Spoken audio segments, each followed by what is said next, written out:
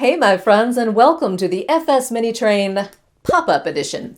Today we'll be knee-deep in what is potentially one of the most underutilized resources in facility services, compost.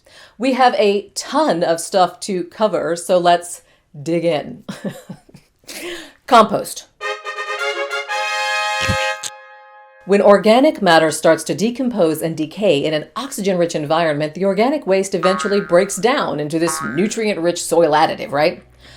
Compost is not terribly difficult to produce, and in fact, you may already have your own little compost heap going at home. But if you're wondering if it's a little more complicated when you're composting for 35,000 people, well, it is.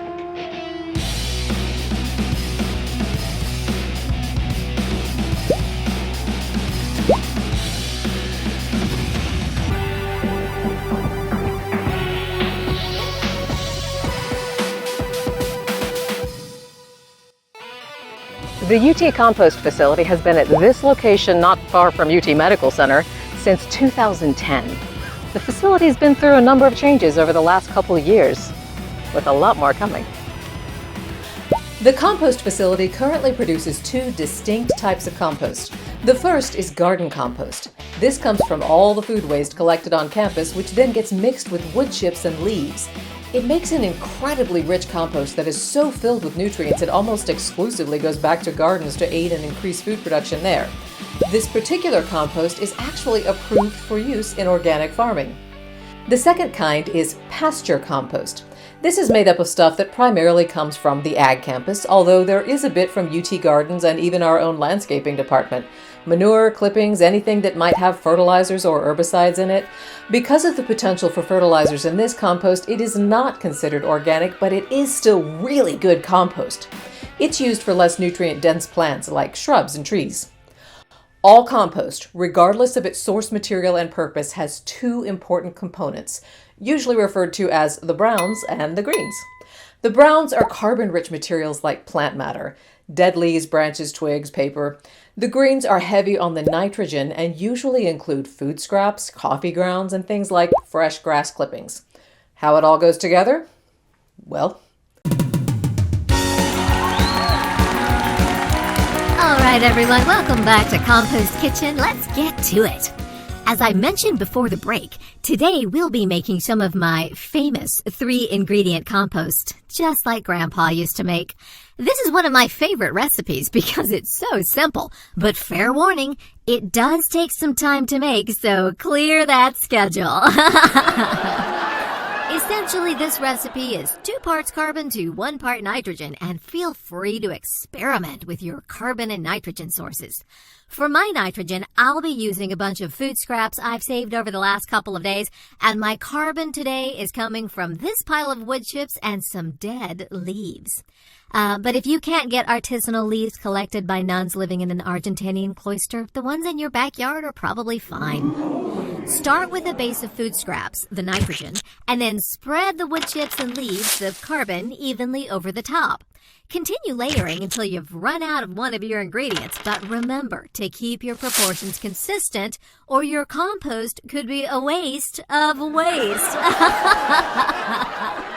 No, but seriously, if you get it wrong here at the start, your compost could rot, the temperature won't be right, it could take twice as long to mature, and it will not be as nutritious and beneficial. Make sure to keep the pile just a little moist. Spray it with a tiny bit of water if you need to, and stir every single week to make sure plenty of oxygen is moving the process along over the next, 6 months or so. Yes, it really takes at least that long. So here's some I made earlier. this process starts when the collection truck heads out onto campus to pick up whatever particular type of waste is getting collected on that run. Food waste, for example, is picked up from 27 different locations on campus multiple times per week. Most of the food waste that gets processed at the UT Compost Facility comes from back-of-house sources like the Aramark kitchens. They love the compost facility. The fact that their food waste gets picked up is a valuable service for them, and they do what they can to keep their food waste from being contaminated by inorganic materials. Sometimes. Every truck that dumps anything at the compost facility is weighed, recorded, and tracked. The browns or greens are dumped in the appropriate place on site, and from there it gets integrated into windrows, which is just a long line of material piled up that allows for air movement around and through it. Windrows have to be flipped and fluffed to improve air circulation, cut drying time, and bring contaminants to the surface so they can be removed. It's important to monitor the internal temperature of the windrows weekly at a minimum, because the natural process of decomposition generates quite a bit of heat. The middle of this windrow could reach about 150 degrees, which is what allows us to compost meat and dairy products, and maintaining the appropriate temperature is a bit of a balancing act. After several months, the overall temperature decreases down to about 10 degrees above the temperature of the environment, and then it's tested for maturity. If your compost isn't correctly matured and it's still too hot, it can basically burn your beds and anything else you're trying to grow. Not that kind of burn, but yeah, that's the idea. The matured compost goes through a shaker screen to separate out anything larger than about half an inch in diameter, which takes the compost from this to this, and it's ready to head back out on campus. You can find our compost at the Organic Crops Unit, UT Gardens, the Early Learning Center, landscaping beds around campus, and even some student-run gardens.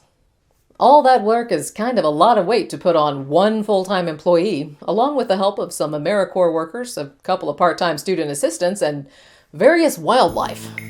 Yeah, the raccoons actually help sort out the inorganic materials. Turkeys keep the bug population down, but none of them are rated to drive the bobcat, so there's only so much they can do to help.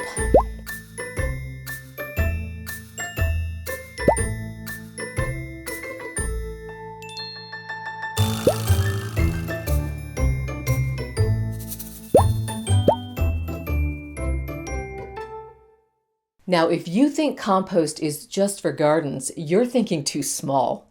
Soil is its own little ecosystem with microbes, microorganisms, and insects that are part and parcel of the biosphere. And if you've ever tried to grow anything in Tennessee, you might have run into some clay-heavy soil and the occasional boulder. Clay doesn't absorb water quickly or well, and is often covered with sod and fertilizers to maintain some sort of plant growth.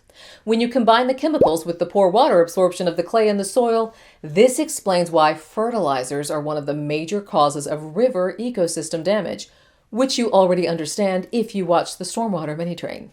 But by integrating compost into your clay-heavy soil, you're actually helping to restore the soil health.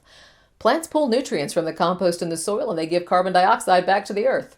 The whole thing becomes a microcosm that can regenerate itself, like salamanders or Wolverine.